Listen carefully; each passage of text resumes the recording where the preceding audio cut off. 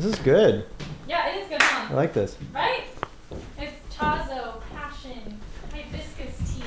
Is it caffeinated? No. Wow. Rare. Tastes like... Tastes like it has a bunch of like sugar in it. It does. It doesn't. It doesn't? No. Kind of tastes like a Jolly Rancher It's or just something. delicious. Yeah, I really like it. Huh. Tazo Hibiscus. Mary's got a new song called Hibiscus coming out. She does. Yeah, she does. Shameless plug. Let's go. All right.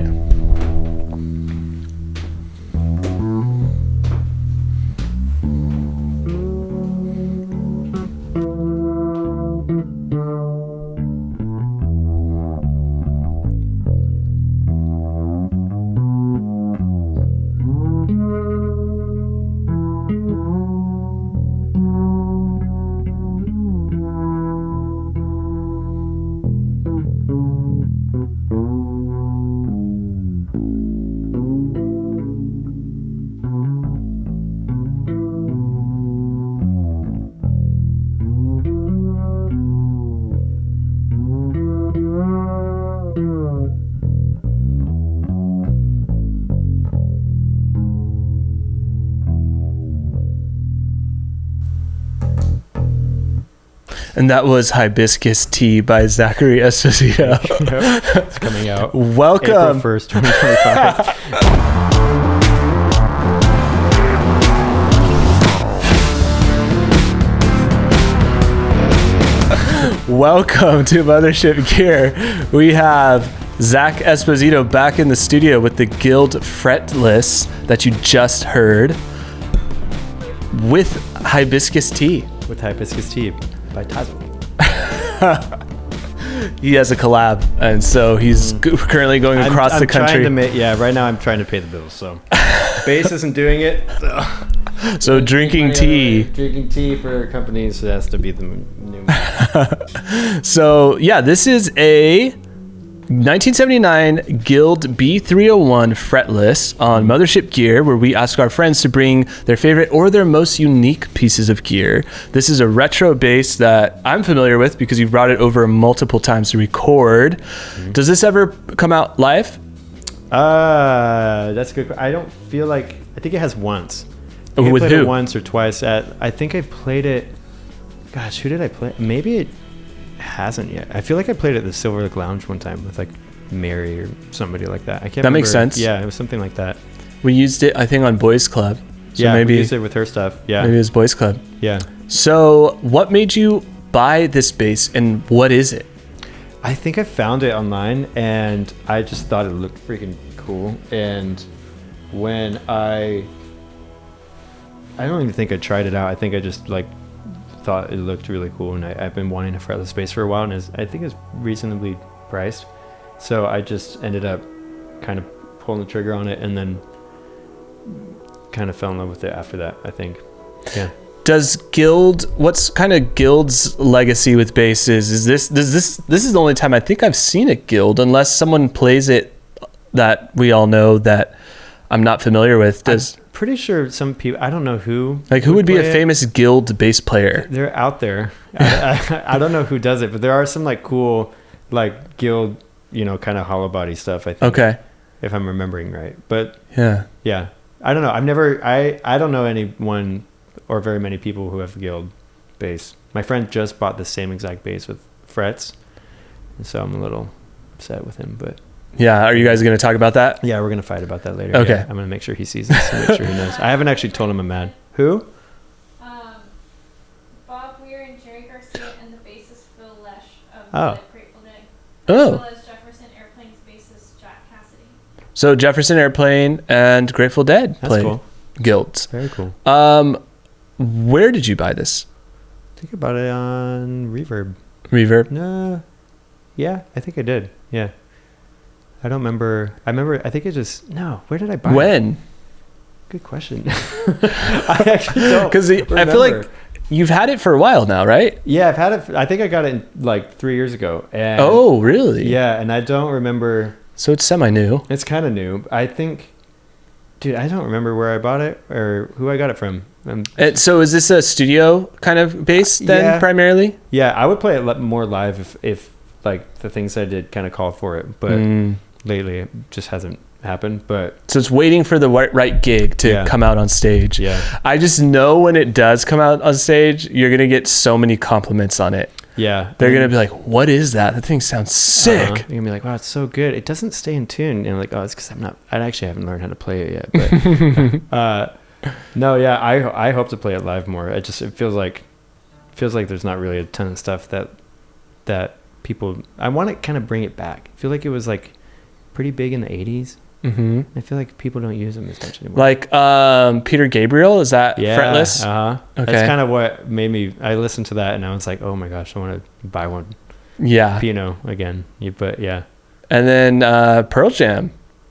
Sure.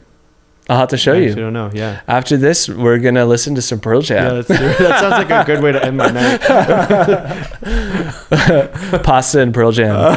Pasta and Pearl Jam. So yeah, I really like this bass because it's warm, but it also cuts through when we're recording. That's why I asked you to play. I think you played it actually on one of my tracks here at the house. Because it's like it's a good bridge between like an acoustic guitar song and drums. It's like it kind of feels that gap of like ambient and melodic, but still holds down the root. Really has a strong foundation. Totally. And it just sounds expensive but not flashy. Yeah, I get that. Yeah, it's like a special kind of thing. So I found some specs. They say this was produced in 1979. Mahogany. Set 3-piece mahogany with 20 fret rosewood fingerboard. Scale is a 34-inch. Overall length is 46.25 inches. Nut width is 1 5/8. Electronics pickup, 1 guild single coil bass pickups, volume and tone control. So do you just leave the tone control alone, or do you play with it? I kind of go back and forth. I like to have it open, but right now it's kind of buzzy. So it sounds cool when I have the tone open, because you get kind of that flat wound kind of thing. But when I close it, it's cool too, but it just doesn't cut through as much. But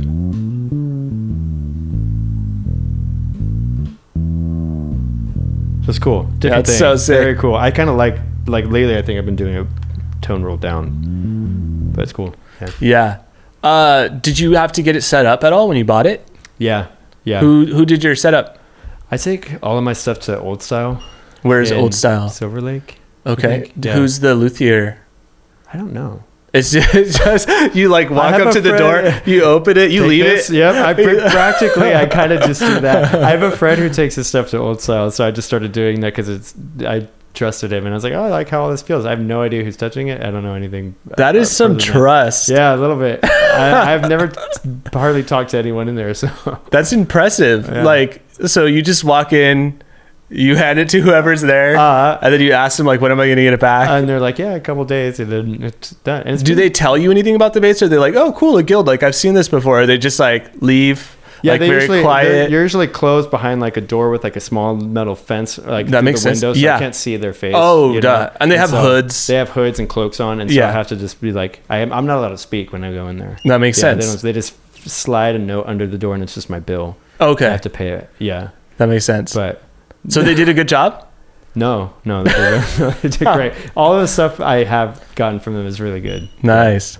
And what remind me of the name again in Silver Lake? Old Style. Old Style and Silver Lake did this guild. And so what was the issue with it exactly? And then what did they fix? Just general setup, or? Yeah, I just got all of them generally set up like kind of at the same time when I was looking for a place to get set up. But there's not really a huge problem with it. This one just kind of buzzes a little bit, which I think it's just the bass. I'm pretty sure. I don't know how I could fix that, but yeah. Do you use an EQ pedal at all? Kind of. I have a pedal that I've been using as like a saturation pedal, which I talked about, and I kind of use that to I kind of keep it on all the time for the most part. Like if I'm playing. That's what Chris Darley does. Really? Yeah, he uses an EQ pedal as a boost pedal, kind of. Yeah, it's kind of always on just to kind of make it stand out more when I'm playing, just to kind of poke out. But it's only just doing a little bit of grit.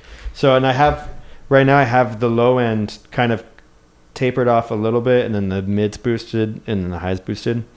So without it, it has like.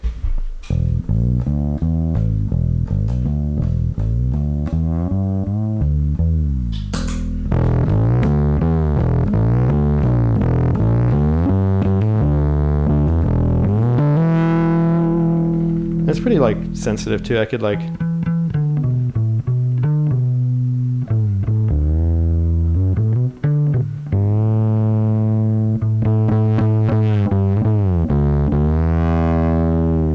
Kind of like it's pretty sensitive to velocity and stuff, which is cool. Yeah. And then so volume on there, do you play with the volume at all, or is it just always at 100? It's kind of always at 100 because if I have like a volume pedal on my board, so if I need to do swells and stuff, I'll just use that. So your volume knob on the bass is always up, and then you'll roll off the tone completely if you kind of want that more warmer. And then when you open up the tone knob, it does get nice and punchy, but there is a little bit of a buzz that gets exposed that makes it a little harder to. Yeah, that's something I would like to learn how to get rid of if I could, but I haven't figured that out. Yeah.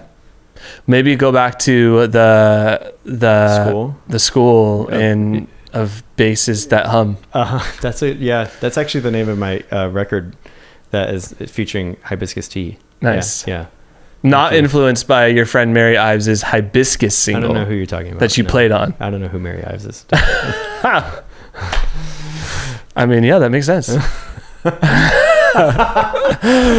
So, not friends with Mary Ives, but you have the luthier in Silver Lake. You have the Hibiscus tea going on for you.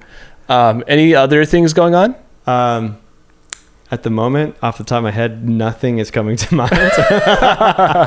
But I know there's some stuff. Pasta and Pearl Jam. Yeah, Pasta and Pearl Jam, which I finished last time. And at the moment, nothing else rings true.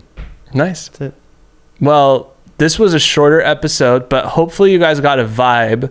The final bass we're going to be covering is kind of the main one, right? Yeah, I mean, that's what I mostly use, yeah. That's what you mostly use. Zach kind of told me these aren't really my sound live, but these are cool basses. So we use these basses usually when we're recording. So we wanted you guys to hear them, but the real episode is the other episode. And as long as I upload these in order, this will all make sense.